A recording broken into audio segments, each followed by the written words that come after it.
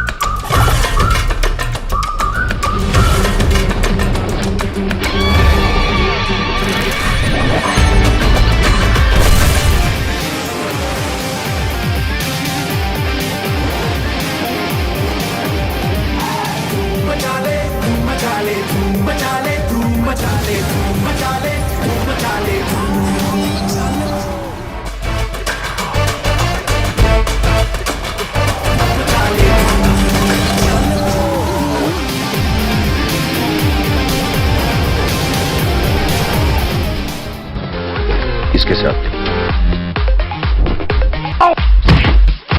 Mentally unstable. He is the perfect thief. तुमसे मिलके बहुत मजा आएगा mister A. I think we'll have fun. तुम हीरो को मैं उन्हें समझा क्या था? चोर और पुलिस की सिर्फ दुश्मनी होती है।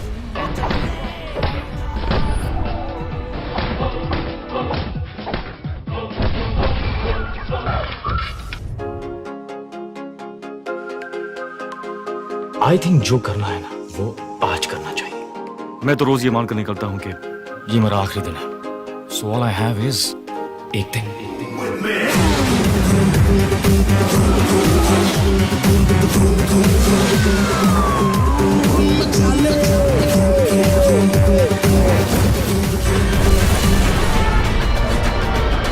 बहुत भाग लिया गया।